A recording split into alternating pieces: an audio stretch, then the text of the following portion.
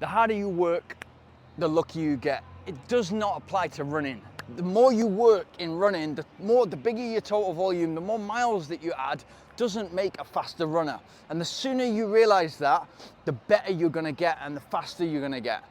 It's just that simple. Like when I first became a professional athlete, I just thought, great, I've not got a full-time job anymore in an office. I can use all that time to be running more interval sessions, more speed sessions, more long runs, and that will equate a faster runner who gets better PBs, better personal records, and is able to run faster. I couldn't have been more wrong, and I had to learn the hard way.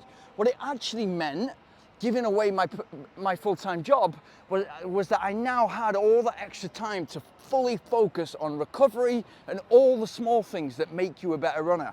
The diet, being completely dialed in with a diet, taking in enough calories and the right sort of foods, the strength work, the mobility. If you're hitting all those areas together with recovering properly, literally I had to kind of tone back my personality, because my personality wants to be going all the time.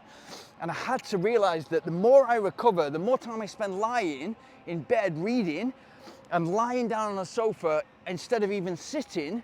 And if instead of standing or going out for coffee or whatever, I'm just sitting down or lying down, ideally lying down, the better I'm gonna get. So it's not about your total overall. Yeah, your total overall volume is gonna help your endurance a little bit, but nowhere near as much as that weekend long run.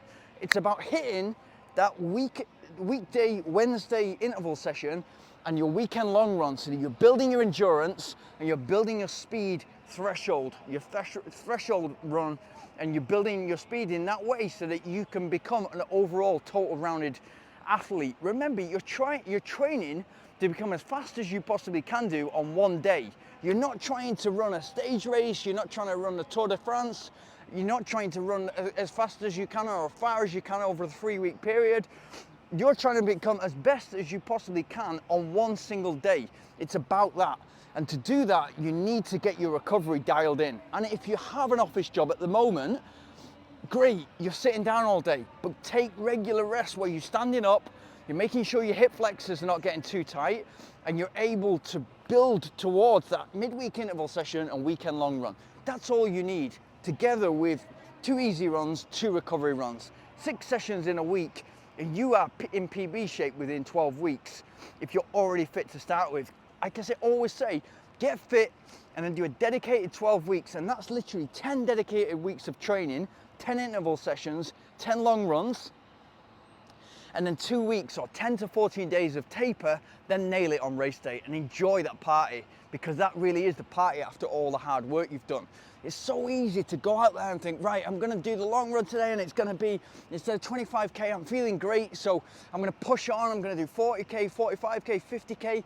It's so easy to make that mistake, and I've made it so many times. Look at my legs on this thumbnail. Those are my legs after I had given the advice to other athletes to tone it back. This was during COVID, to tone it back and just keep your long runs maximum. This is marathon training, maximum 25K, so that you're not taking any unnecessary risks. You're toning your interval sessions back to something that you enjoy doing. And I went out and did a 45K run in 45 degree heat in Thailand like an absolute crazy fool. And when I got back to my motorbike, I couldn't even ride my motorbike. I was that exhausted. And I eventually got enough sugar into me, because I was able to get to the local 7-Eleven. I got enough sugar in me, so I was able to drive home, and I drove home and I woke up 5 hours later, still in my full kit. I wasn't even able to, I literally had a banana smoothie when I got home and then fell asleep on my bed. That was it. And I was so dehydrated when I woke up. But you can't do that. It takes so much out of your body.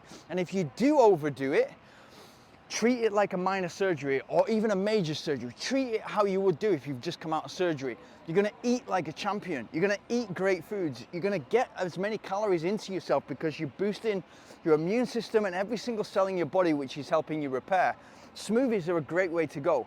5 bananas blended in a smoothie with almond milk, ice, all the nuts and berries, etc. That's a great way to get 700-800 calories into you and not even think about it and still be hungry an hour later.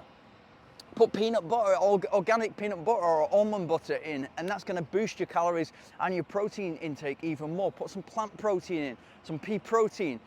Got to treat your body like you're an athlete at all times, even if you're working a full-time job, even if you're in an office or you're standing all day or you're walking all day, it doesn't matter. Treat your body like you're an athlete and you're gonna do great. If you got anything from this, please like and subscribe. Every single day I'm making a video.